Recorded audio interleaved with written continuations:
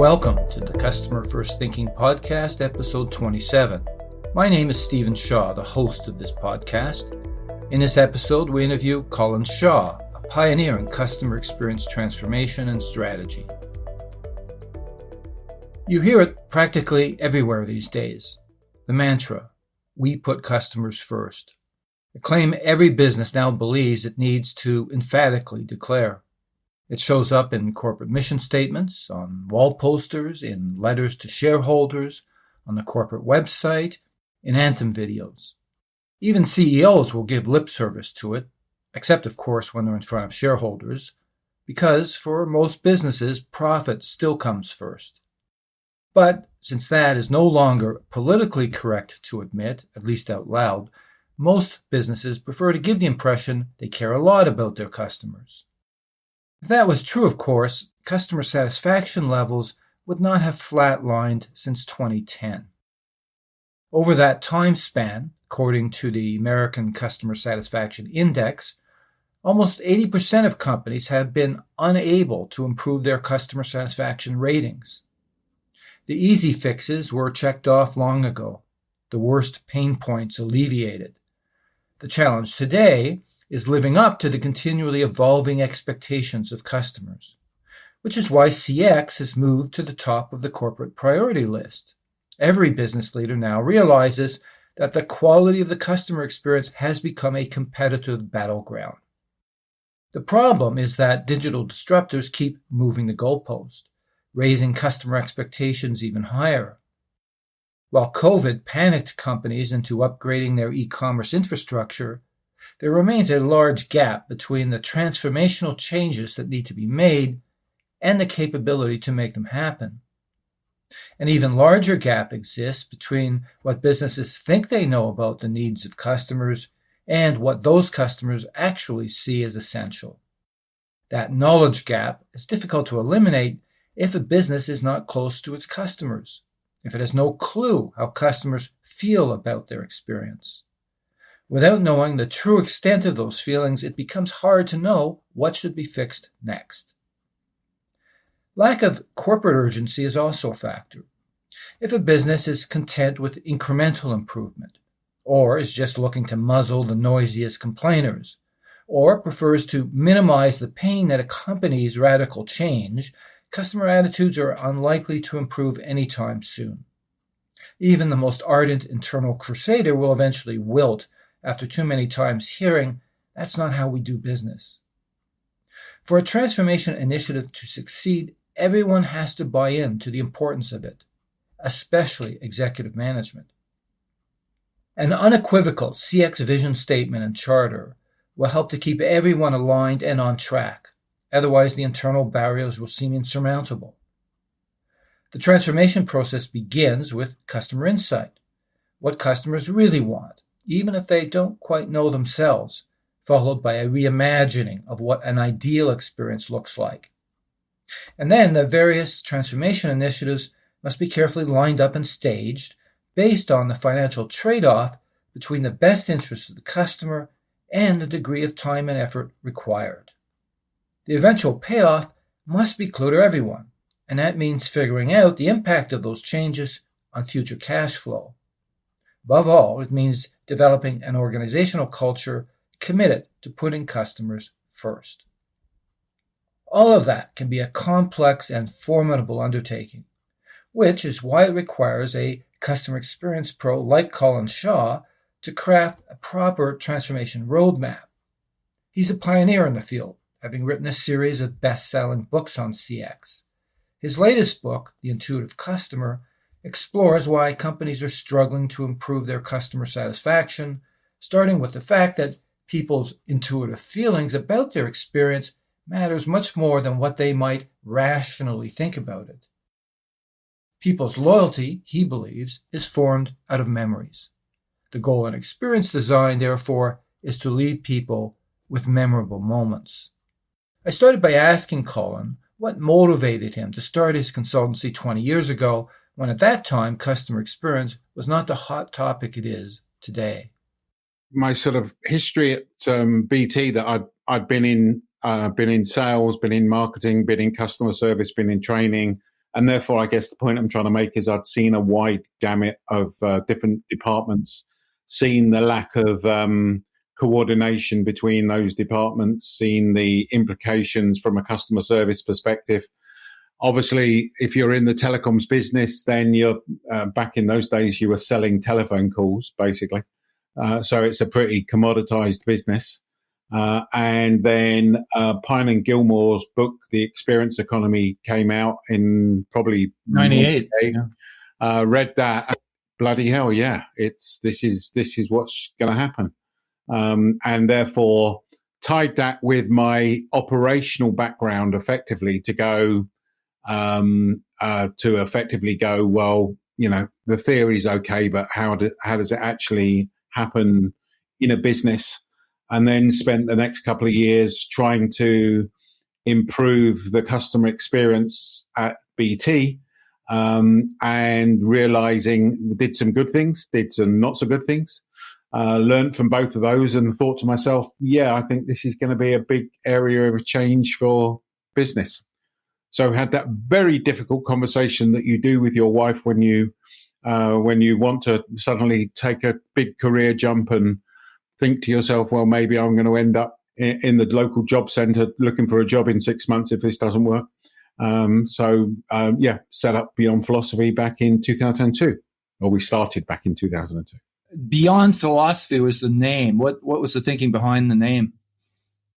The thinking was, and still is, and this is something that I think is really important, actually. When I was back in corporate life, there was a load of clever people that used to come in from all of the big consultancy companies with great ideas. But when you then said, how do we actually do that? They used to run a mile, basically. And therefore, for me, what I'm trying to indicate by that is to say, you've got to have a philosophy or a strategy, but you've then got to go beyond it and do something. The best thinking in the world means nothing unless you can operationalize it and do it and actually change a customer's experience. So you got to have the thinking and the strategy and the philosophy, but you got to go beyond it and do something. So don't just talk about it, do it. Yeah. And so 2002, really, the mobile phone really hadn't appeared on the scene except for BlackBerry probably and flip phones. 2007 was when the iPhone came out. And changed everything. But 2002, very, very different time, still very call center oriented. Is that where most of your early client work came from, really just sort of fixing those basic operations, those basic contact center customer service operation? No, not really, to be totally honest, although my background, my last role in corporate life was running call centers. But no, it was more in the early work was more in the strategy jobs. And that's again where we've tended to focus. There's more in the strategy work of helping people understand, first of all, what a customer experience is, because a lot of people's perception of what it is and what my view is it is different. And the second thing was, second area is, setting that strategy, but then again, getting down into the implementation of how do I actually do this? So great to have a strategy theory, values, all those things, but what in the hell does that mean that we do? How do we measure it? How do we monetize it? All those types of things. So when you went, and I'm just curious, knocking on client doors when you started up, I mean, you could obviously reference your experience at BT, but was it a hard sell at that time? I mean, customer experience was not that common a term, notwithstanding Gilmore and Pine's, pioneering work back in the late 90s. Was that a hard sell or was that an easy sell at the time? It was hard and easy in hindsight.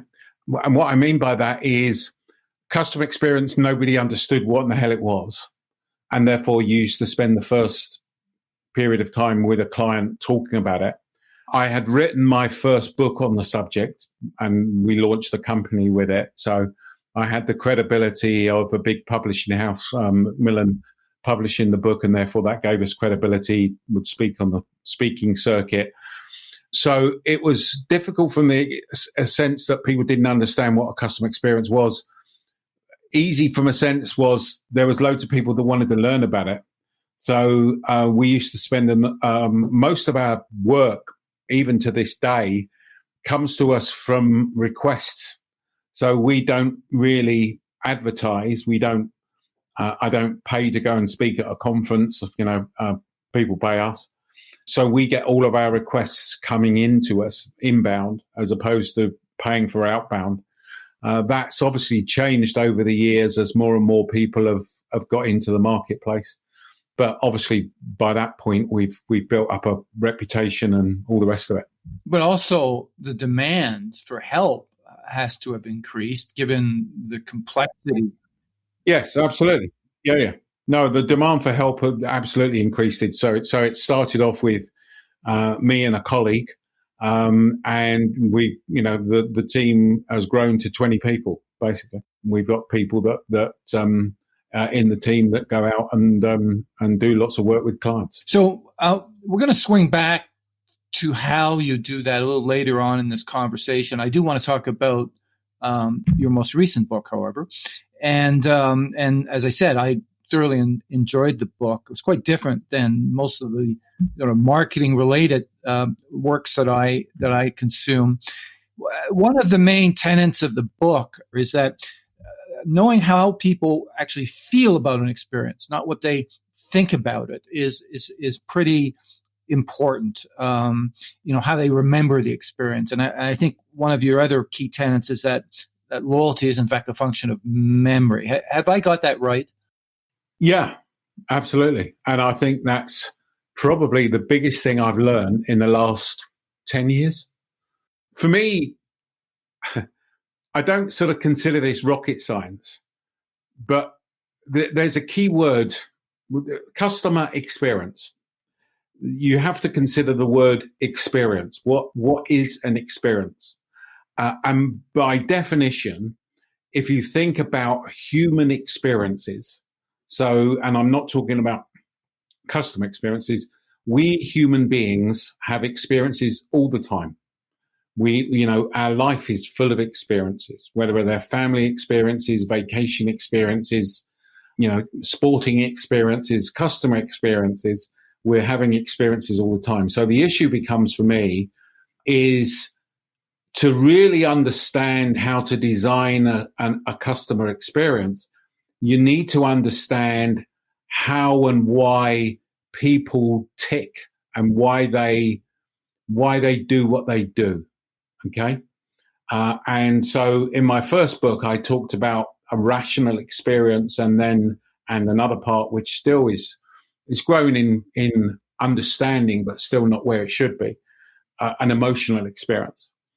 But when you then talk about, and here's an interesting question for you, what causes an emotion, right? So you start to look deeper into some of the psychology around things. And what I realized was it's not just rational, it's not just emotional, but there is this whole area of subconscious that influences how we make decisions.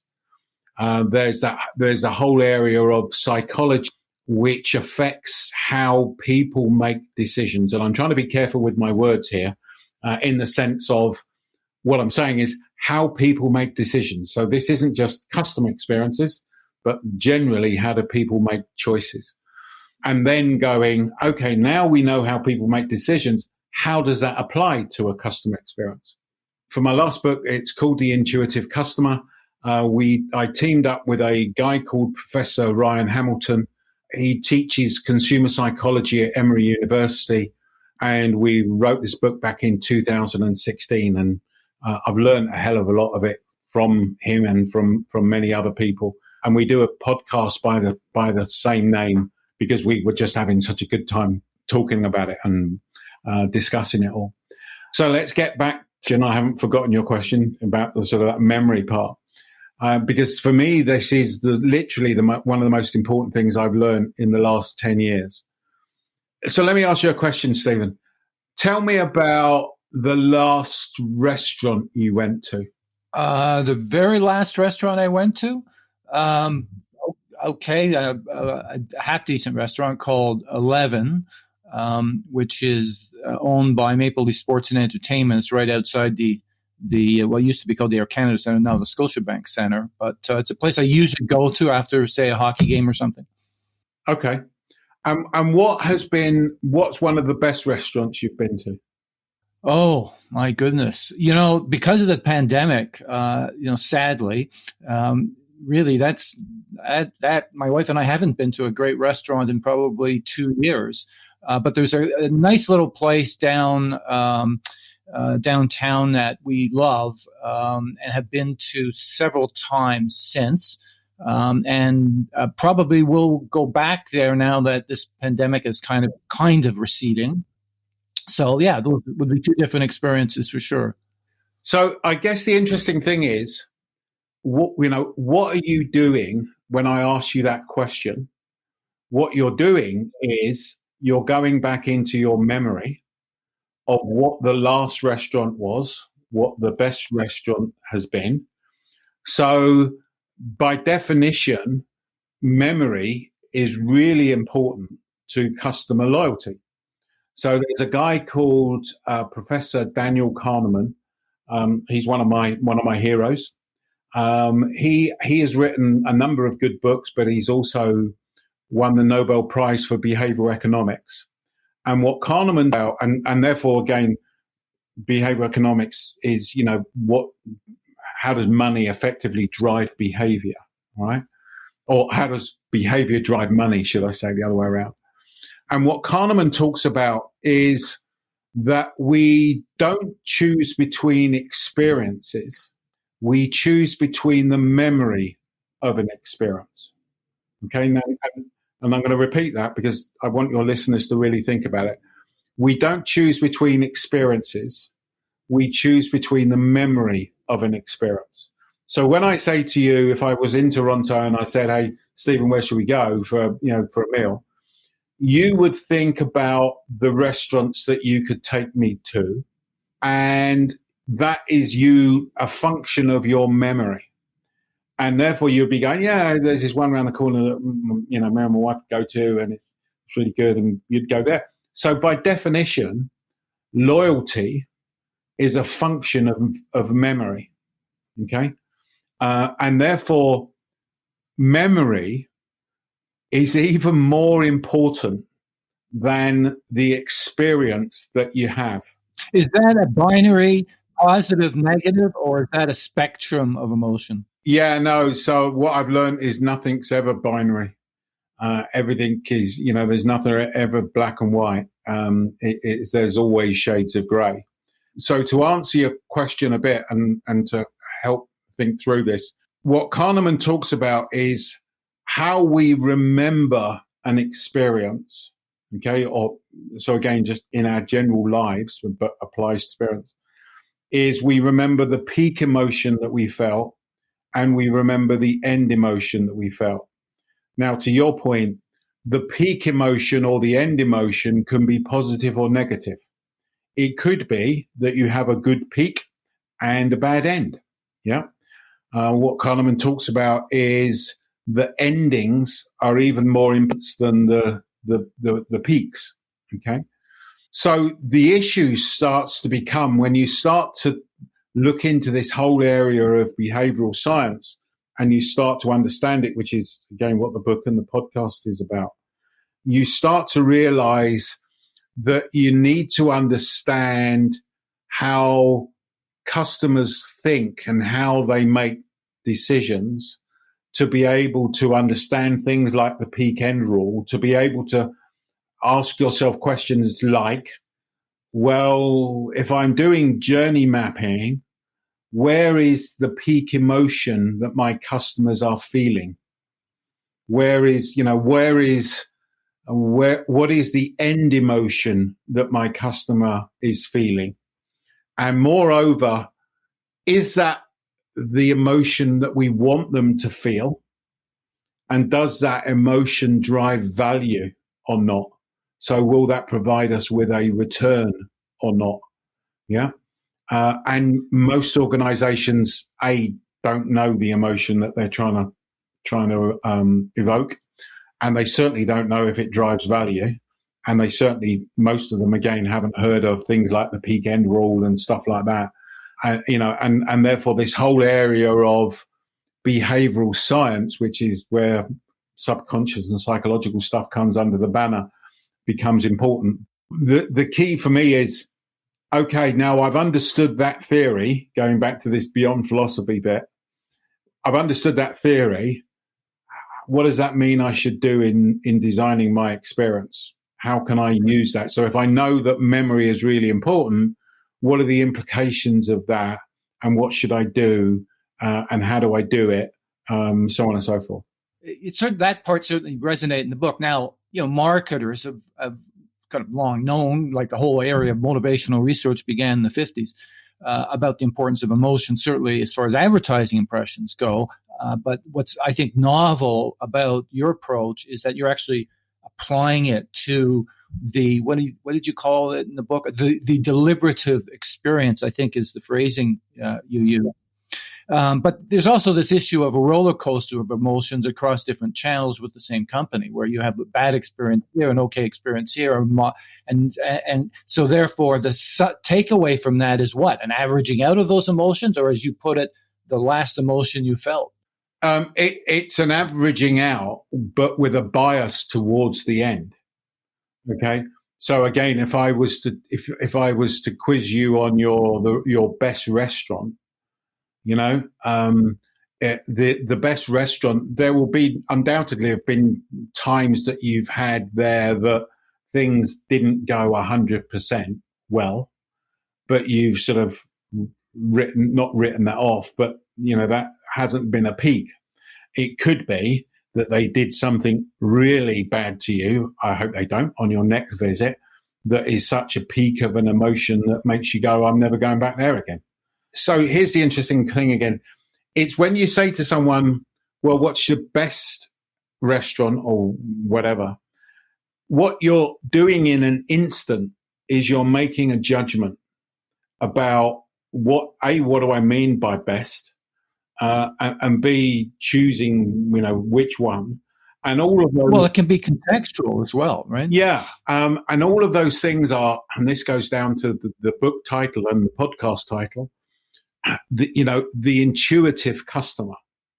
So you are making a gut decision based upon all of those things. When I say what's the best restaurant, it's an intuitive choice. Okay.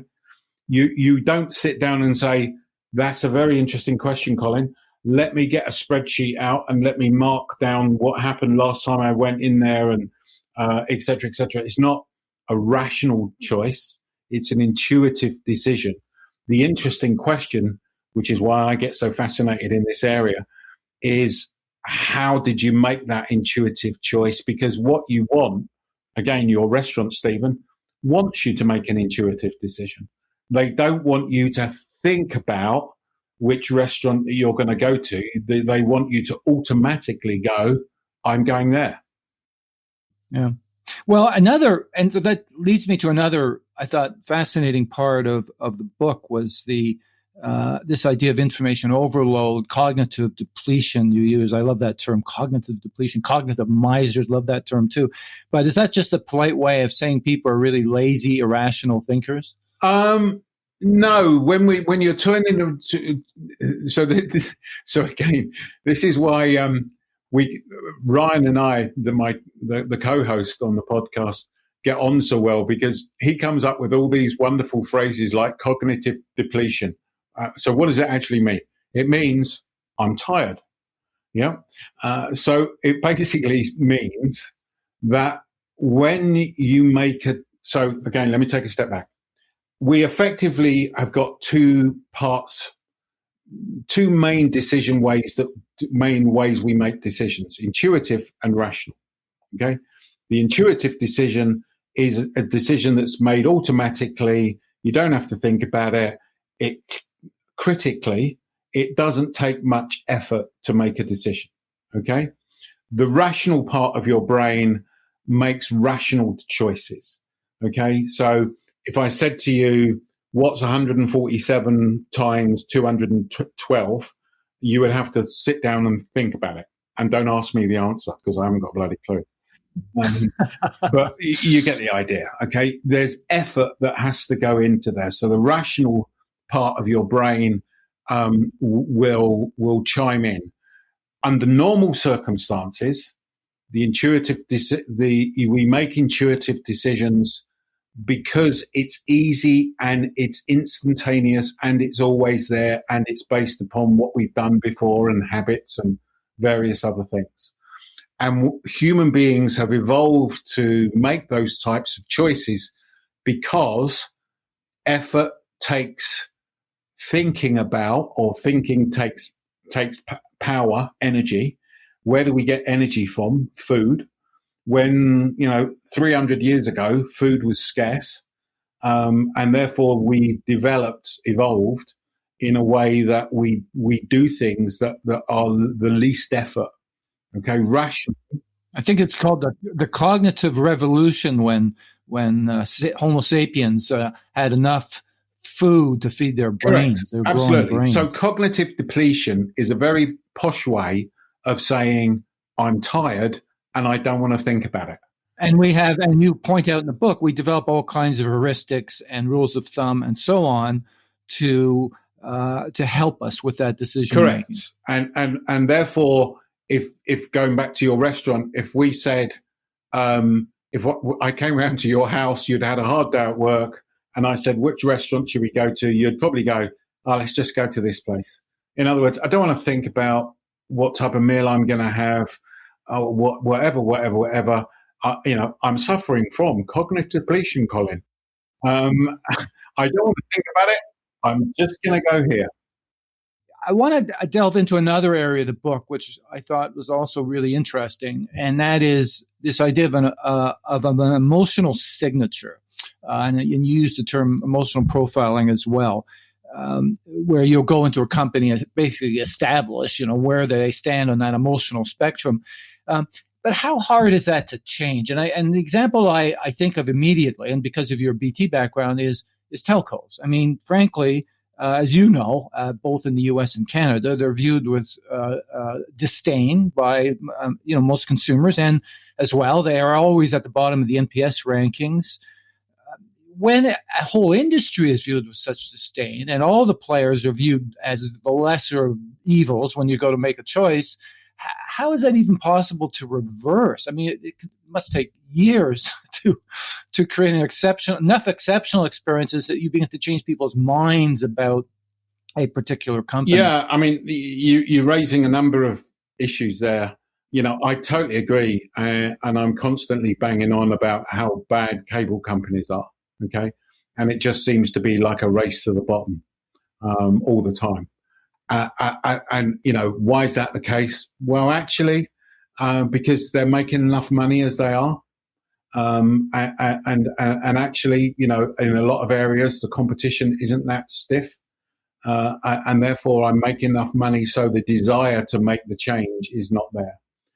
So one of the things that we did back in the day, and this is like 2005, I remember standing up at a headquarters of an insurance company in Germany and talking to them about an emotional customer experience, and talking to a bunch of actuaries about an emotional Now, not wishing to nationally label nations with stereotypes, but, German actuaries are not known for their emotional engagement or emotional intelligence. And one of the guys there, rightly so, said to me, Colin, I understand you talking about all this emotional stuff, but prove to me that we will gain a return from this. And that was a very good challenge. Okay. And we went on a quest of trying to understand which emotions drove value. If I evoke, cared for, trust, valued, or frustrated, annoyed, whatever it may be, which emotions would drive most value for me? In other words, get me the biggest return, revenue, market share, whatever it may be. And what we discovered was that there are 20 emotions that drive and destroy value. All right. Now, why am I telling you all this? I'm telling you all this because being able to prove to left brain organizations that if they embrace this emotional behavioral science type of aspect and being able to statistically show them their emotional signature and what they can do to change it is appealing to them because it is looking at the world through their eyes of numbers and research and statistics, rather than just going, "Hey, I think this is a good idea." So let me give you another. Give you an example of an organization that has done that. So we worked with Maersk Line. Maersk are the largest container shipping company in the world, and they are very left brain orientated, and they improved their net promoter score by 40 points over a 30-month period that led to a 10% rise in shipping volumes by focusing on the emotional parts of their experience. Now, this organization are very left brain by definition because they're shipping cargo around the world. But you could do that by showing the management team, the senior team, look, if we do this, if you start to embrace this side of an experience, then there is lots of opportunity. The problem with telcos is they don't see the opportunity, or they don't want to see the opportunity.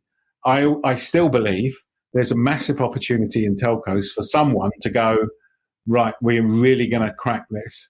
Until somebody does that, it's going to carry on the way it is. But that's of this emotional signature is defining what's your profile today against those 20 emotions, defining what the emotions that you want to evoke, and then starting to change the organization and the experience to evoke those emotions. And the result of that is an example like Maersk Line. And that I imagine is a long-term play. I mean, go back to my point about telcos.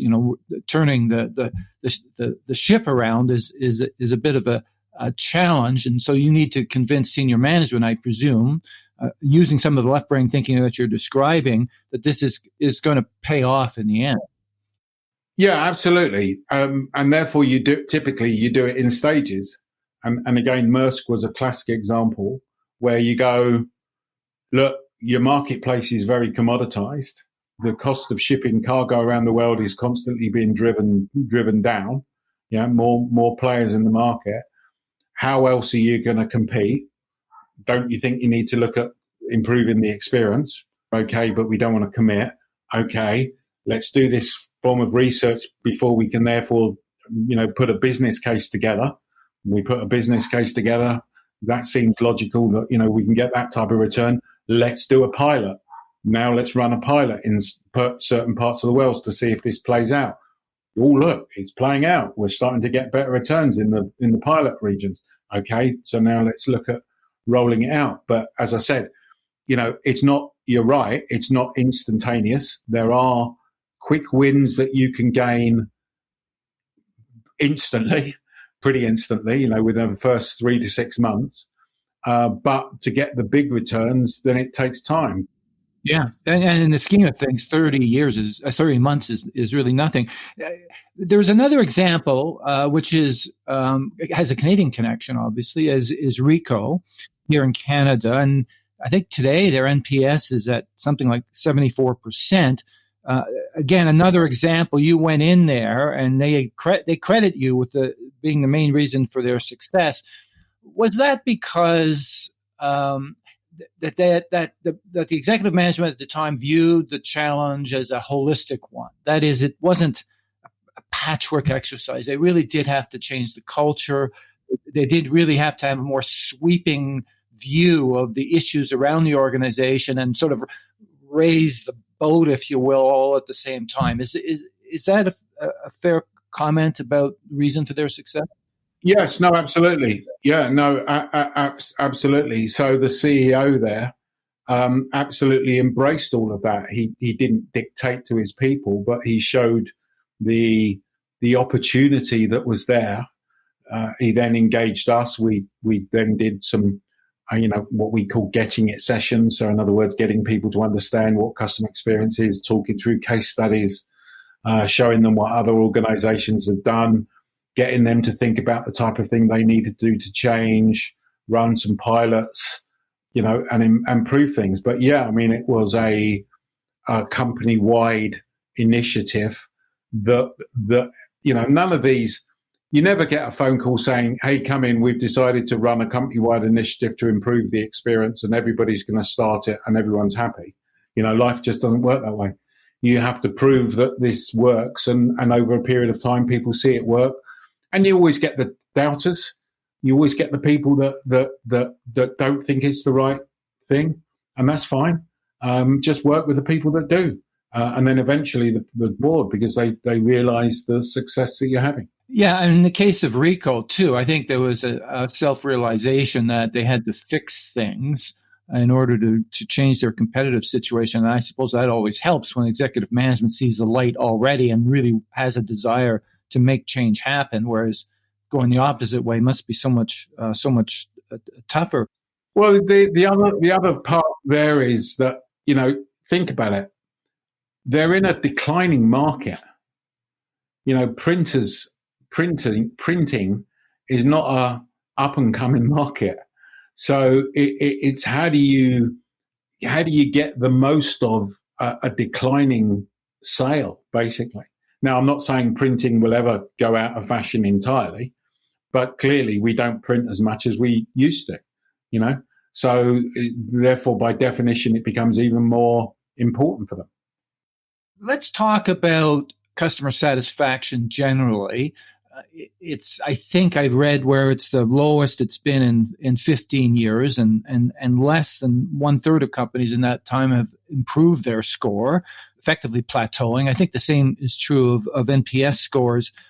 Is the reason for that a lot of the basic fixes have been done? They fixed all the leaky faucets, or is it that consumer expectations, largely due to omnichannel complexity, keep rising? That is, it's harder and harder to please customers, particularly because the front runners keep raising the bar. Or, and you alluded to this before, is it the reluctance of the financiers in the company to really want to invest in fixing the toughest problems if the leakage isn't apparent? They'll never buy into putting customers first because they're making too much money, I think, as you said earlier. Why have CusSat scores plateaued, NPS scores plateau? Why are companies having such difficulty now continuing to make progress? Yeah, so I guess, first of all, I'd refer you to my previous answer, which is nothing's ever black or white. So it's probably all those things that you've talked about, but let me give you my view. So at the moment, the American Customer Satisfaction Index, which has been going now since 1998, if my memory serves me correctly, it's at the lowest point for 17 years. For the period of time between 2010 and 2019, only 1/3 of organizations improve their customer experience. Now, for me, that is, I am gobsmacked at that. So we are therefore talking about pre-pandemic. We're talking about the height of customer experience being, as a business requirement, initiative, wave of change, being at its height, 2010 to 2019. And only 1/3 of organizations have improved their experience. So despite all they've bought, despite all the resources they've put in, despite all the consultants they've employed, only 1/3 of them have improved it. So the question clearly becomes, why? Right? Now, for me, the answer to that question, although I go back to it, nothing's ever black and white, but one of the big reasons is people are focused on the wrong things. Okay? This goes back to the behavioral science bit. I've written 7 books on customer experience. My second book was about customer centricity. Okay. So I always find it a bit odd saying this. But here's the issue. You shouldn't necessarily listen to what your customers ask you for. So Disney know when they ask customers what they want to eat at a theme park, Disney know that people say they'd like to have an option of a salad. Disney also know that people don't eat salads at theme parks. They eat hot dogs and hamburgers. So the irony is that customers don't necessarily tell you. They tell you what they think they want, but it's not necessarily what they really want or what they will really do. So again, go back to, we spoke about the iPhone earlier. Who said we wanted an iPhone? Steve Jobs didn't go, yeah, well, here's an iPhone. How many people want it? So I think that part of the issue is that organizations are focusing too much on what customers are telling them that they want, and it's not the real thing that they want. I wish I had $1 for every time I went into a client and they said, our clients only buy on our customers only buy on price. We've never ever found in the hundreds of pieces of research that we've done for clients that people make a decision solely based upon price. In fact, price is typically important, but it's never typically the number one thing that's important. It's typically third or fourth on the list of things that are important. And there are things that are far more important than price. And therefore, I think that going back to why is it only a third, I think the other 2/3 have been focused on the wrong things. I think the other thing is that it's been happening is organizations in that 2/3 that haven't really improved their experience have not really given the people within the organization the latitude to change things enough. Lots of CX professionals, they've given them responsibility without authority. So they've told them that, they've got a team of 5 people, whatever it may be, go and improve the experience. But when it comes to the tough choices, that marketing are doing this and sales are doing that, we've got to change that in sales. They ignore them and don't do it. And I think the third thing is that the reason that we're at 17% now is, or the lowest point for 17 years, should I say, is that clearly the pandemic has exaggerated the cracks in the organizations. And therefore, people's natural instinct is to focus inwardly on themselves rather than focus outwardly on the customer. So they've cut back on staff, they've stopped training of people, they just get as many bodies as they can in the customer service center because they've got calls to answer. It doesn't matter if they're the right people or the wrong people. We just need to get people in to answer phone calls. They have pushed you to go to the website when you don't want to go to the website, and the website's not designed to answer the questions. And those are now being exposed in that area. So I think, go back to what I said before, it's never one thing. It's different for every company. Some of those things are starting to apply. Well, and generally you can say that when you experience a best-in-class company, pick Amazon or, any of the front runners there, and have an experience that hits the mark on just about every level, and then you go back to the telco or whoever you're dealing with and have such a bank's miserable experience, it's easy to understand the bar keeps increasing. So, of course, you're going to be dissatisfied even if that company's made improvements in their call center operation, for sure. But let me ask you, though, CSAT has always been sort of the go-to statistic until NPS basically displaced it. I think the great obvious, and I interviewed Fred Reichheld, which was a wonderful guy and very interesting fellow. But his big success was making NPS The default metric for customer loyalty, and now it's on the executive dashboard of most companies, that's plateaued as well. Is that for the same reasons? That's number one question. And two is, do companies need a broader basket of metrics to really get to the heart of improving the customer experience? That is, NPS is great in one respect. Certainly, referrals are important, but so are other things like customer effort score. CSAT is in fact important. Customer commitment to repurchase again. There's a whole bunch of other metrics here that are really key. Is it important for businesses to have that dashboard of or basket of metrics to refer to, not just NPS? Yeah, short answer is yes. The longer answer is I like Net Promoter, and I've known Fred for ages. I like Net Promoter. I think it is a good measure, but it is only one measure. And it has been over-egged as being, by too many organizations, as being answer to the life, the universe, and everything. And it's not. One of the key questions that we ask our clients, which is a really, really simple question, but most organizations can't answer it, is what is the experience that you're trying to deliver? So can you articulate to me what the experience is that we are trying to deliver to your customers? And what you typically find is people will have an opinion of what it is, but that opinion will be different depending on what part of the organization you're dealing with. So sales will say one thing, marketing will say something else, customer service will say something else. Why am I saying this in the context of NPS? So for me, the key issue becomes you need to be defining the experience that you're trying to deliver, the strategy, the philosophy, as I've talked about.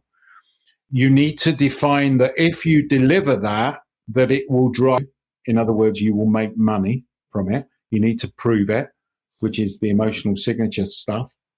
And then once you've done that, guess what? You need to measure it. So to give you an example, and this is all in the public domain, so I can tell you this, Maersk Line wanted to, for their experience, for their customers, they want their customers to trust them, to feel cared for, and to feel pleased. Very simple. Trust, cared for, pleased. So every interaction that a customer has, be it with sales over the phone, be it on the website, be it when the delivery is shipped to them, whatever it may be, if you spoke to that customer at that point, they would say, I trust Maersk Line. I feel Maersk Line care for me. I feel pleased. Yeah. So guess what? You measure it. You measure whether customers are feeling those things by asking them those questions. Yeah. Directly. You can also ask them proxy questions to determine that. So what do I mean by a proxy question? You can ask things like, do you trust Maersk Line or do you trust an organization? But a proxy to trust would be, are they reliable? Because reliability is part of trust. Do they do what they say they're going to do? Because if you don't do what you say you're going to do, people don't trust you. You know, you get the idea. So I think Net Promoter is a measure which is good and it's simple to understand and everything else, but there are a number of other measures that should go alongside it as well that are equally as important. And too many organizations just have that and think that once they've implemented that, that's the answer to life, the universe, and everything, and it's not. I think it was Bill Gates who may have said that something to the effect that the best way to really understand experiences is to ask the customers who are unhappy with the experience. That is, if you understand what's driving that, then you can immediately, sort of address those issues. Do you agree with that? And I think the other corollary question around that is, what's the ideal feedback loop look like? I mean, there's the measurement piece, got it, understand that, but there's also the evaluation part. Yeah, so I think the first thing is that that you do need to think about different aspects of that measurement and how you do it. And I think for me, that measurement should be done strategically and it should be done tactically. So let me give an example. We were working with a home improvements organization who they could turn around to you and say, our MPS is 27, picking a number, right? Our MPS is 27. Okay, so I would say to them, well, that's great. So which area of your journey do you need to improve to make it 30? Well, I don't know. Well, okay, so what you should be doing tactically is you should be measuring that at the different parts of your journey, because you could say, well, it's 27 here, it's 27 there, it's 27 there. It's only 2 here in this part of my journey, installation. So actually, that's the area I need to. That's the area that I need to focus on, and therefore looking at the across the piece and having that feedback loop is important. The other thing that I would say to your Microsoft comment is, and actually with this home improvement company, what we did was we did an emotional signature with their customers, but we also did an emotional signature with people that didn't buy from them. And again, all too often, organizations are only doing research on their customers. They're not doing research on people who have left them, and they're not doing research on people who have never even been with them. And it's the last 2 areas that can be the most insightful, because clearly you want to find out why the customer left, and clearly you want to find out what you can do to get them back. And the other area is you want to find out if with the customers that have never been a customer, what do they think about you? Because they will think something about you. If I'm dealing with an insurance company, I know what insurance companies are like. So even if I've never heard of that insurance company, I know what an auto insurance company would typically do as part of their experience. Well, I think the other aspect of this too is like loss rate has variable impact on profitability. So if I lose my best customer, it's going to hurt 5 times more than an average customer, and obviously retaining those folks become critical to the organization. The math also is somewhat different. So you see that with some of the telcos here now, spending inordinate now time trying, or what they call preferred customer programs, making sure that the customers who have full bundles, as an example, are getting over-serviced as opposed to under-serviced. There's that strategic mindset as well in terms of who you're going to focus on, if you're going to focus on anybody, right? Yeah. Most organization segments so poor. It's unbelievable. Most organization segmentation is, I've got big customers, I've got small customers, and I've got medium-sized customers, or I've got customers that buy this product or that product.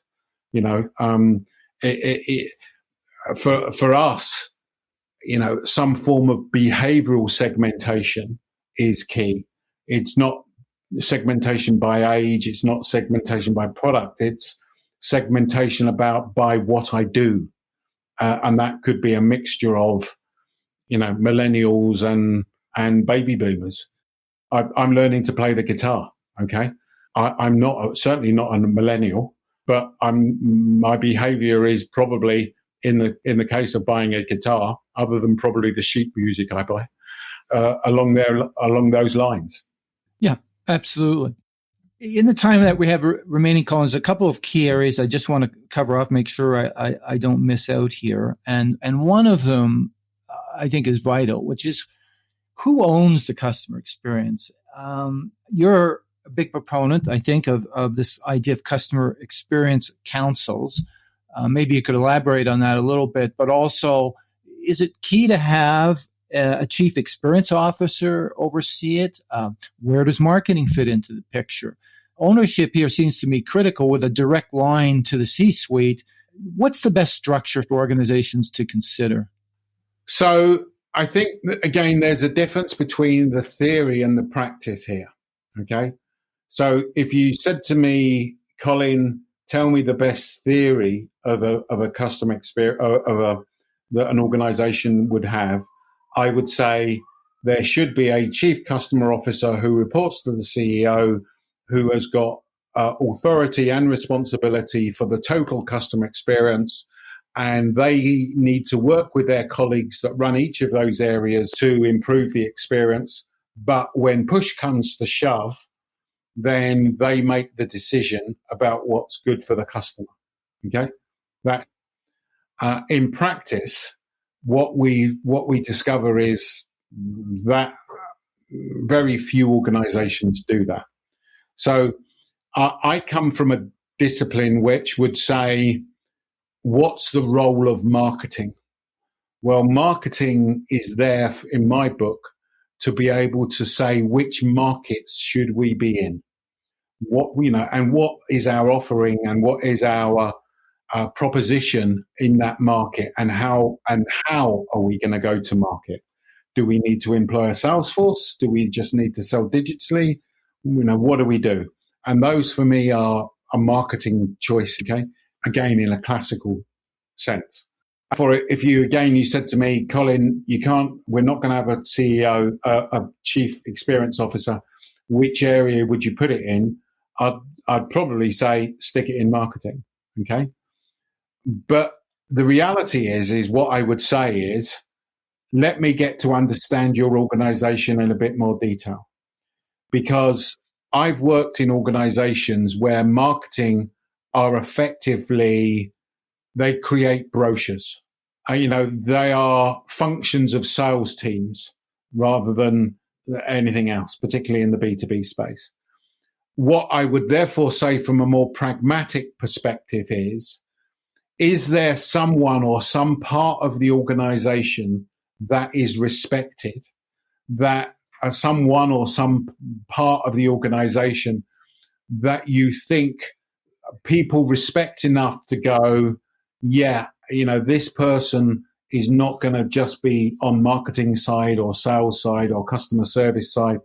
They're respected enough to go, yeah, we think that they're a good person. They understand what we're trying to do. They're willing to make judgments and compromises, et cetera, and therefore I'd give it to them. And that's the more pragmatic, political approach, rather than just go, here's the stamp, this is what you need to do. And again, in most organizations, it's that third part that typically gets implemented, particularly at the beginning. So customer experience change management is transformation management, and it's tough for a whole bunch of reasons. But one of the main ones is this internal resistance of, well, that's not how we do things. What's the best way then for whatever organizational structure is put in place to overcome that resistance? Do you go down the path of incentives? Is this why it's really critical that the CCO is reporting up to the CEO and not the COO, to have the authority and sway to be able to overcome those forces of resistance? What's the best way to grease the wheels, if you will, of transformation change? So I think it's still that, the Kotler for me, and I know I'm going to get this wrong, but first of all, you need to create a sense of urgency. Why do this? We go back to the conversation about the telcos. They clearly don't believe that they need to do it. Otherwise, they would be doing it. Yeah. So you need to create a sense of urgency. I think the other thing then that I would say is that you've got to tell people what a customer experience is about. Because again, hopefully reading the book and listening to the podcast and all the rest of it, you've started to get a sense of what we would mean by a customer experience and all that type of stuff. So you got to treat people as adults and get them to understand what it's about. You've then got to get them to understand the direction that you're going in. So again, go back to that question, what's the experience we're trying to do? you then have got to turn around and say, and the implications for you are, you need to do this. You in the call center answering the phone, you in the digital marketing team need to now do this. And this is how we're going to measure you. And this is how we're going to reward you. And we've given you the training, and we've given you the background, and we've given you the reasons why we're doing it, and we've given you the strategy. But this is what we're trying to do, and this is the results that we're trying to get to. And then you've got to manage people in the same way. I have to say I'm a little different to Fred in that I believe in the stick and the carrot. I believe that you need to have a stick, which is if you don't achieve your measures, you're not going to have a job, basically. Yeah, I'm being extreme. But if you don't achieve your measures after us coaching you and doing all of the right things from a management perspective, then maybe you're not the right person for this role. And the carrot is, and here's an incentive. If you achieve your target, here's an incentive for you. Here's a bonus for you to achieve help us achieve those targets. So I think once you get down to that, it's classic management stuff of stick and carrot. Right. But also importantly, I imagine the C-suite can't be sending the wrong signals either. So to your point that you made, I think earlier in this interview, you have companies, especially through the pandemic, cutting back staff, budgets, et cetera, sending the signal that profits over purpose, profits over customer happiness. So it's really important to have the C-suite understand that it's critical for them to be sending the right signals, I would imagine. Yeah, it is.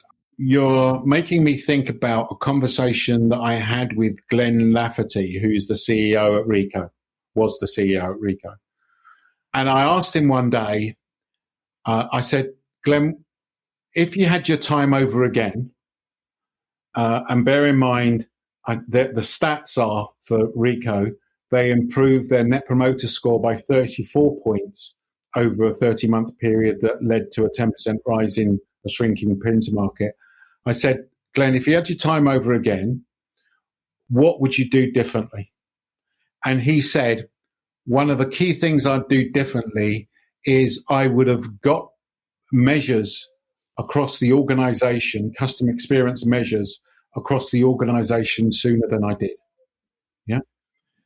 Because he found that when he did that, the signal was he was really serious.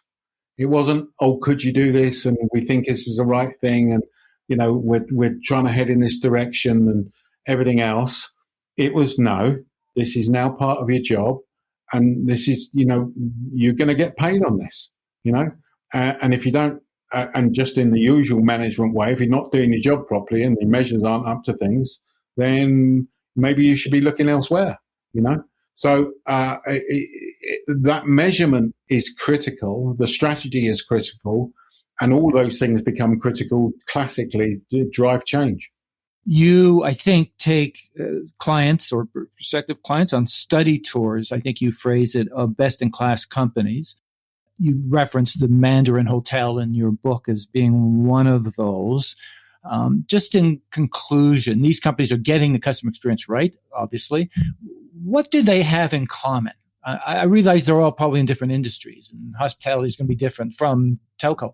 But what is it that they have in common that's led to their success?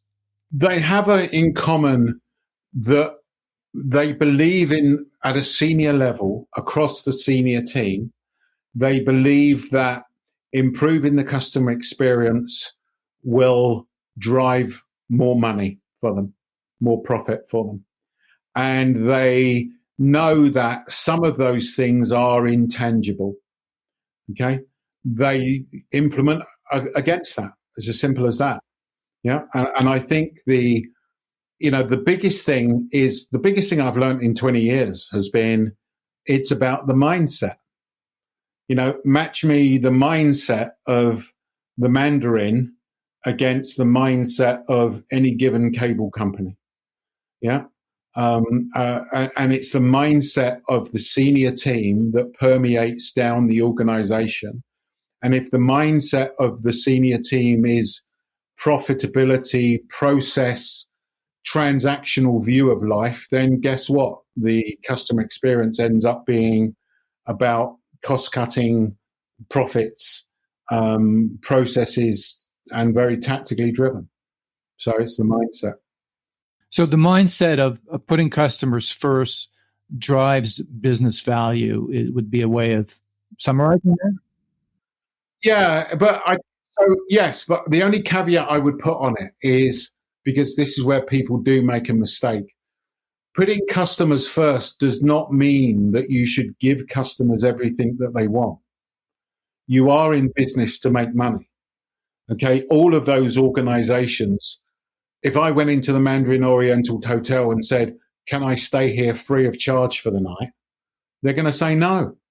It may be what I want, but they're going to tell me no, So, giving customers, it does not mean improving the experience, does not mean giving customers everything they want. There are some things that you can't do, and because it doesn't make logical business sense. But when that happens, you've hopefully built up enough of a reputation, enough in the emotional bank account with them that they realize. So, I love Apple. Okay, I'll buy everything Apple. Do Apple do things to annoy me occasionally? Yeah, they do.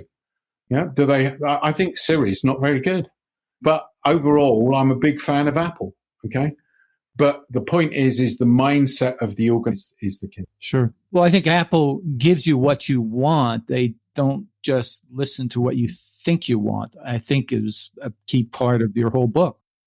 Yeah, absolutely. So getting close to customers is key, because otherwise, how do you know ultimately, how do you develop an innate feel for what your customers actually want versus what they say they want? Yeah, and that's where you've got to look into it in more detail. And I think that's really behind the spirit of the concept of customer first thinking, is that idea of customer intimacy and understanding the inner person of a customer as opposed to the outer person. Again, your book is all about that, and it's a terrific read. Good. Well, I hope you like it, and listen to the podcast as well, The Intuitive Customer, and you'll hear us talk about it further. Fantastic, Colin. You're a true pioneer in this business, so it's been an absolute privilege to have so much time with you today. So I want to thank you very, very much for this. Okay, thanks a lot. Nice to be speaking with you, Steve. That concludes my interview with Colin Shaw. As we learned, businesses can only take their customer experience to the next level if they look at it from the customer perspective, how they feel about it, what pleases them, what causes the most grief. How the customer remembers the experience is all that matters, and that means creating unforgettable memories. The reason that CX satisfaction is leveled off is that customers expect so much more than before. Offering a good enough experience is a surefire way to lose customers.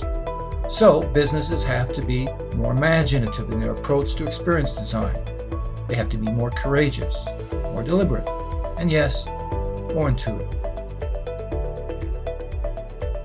You can find past episodes of this podcast on customerfirstthinking.ca, where you'll also find articles, strategic frameworks, video, and more on the transformation of marketing. In closing, a big shout out to my friends and colleagues, Justin Eacock and Jacques Rana, for their contribution to making this podcast happen. Until next time, thanks for listening.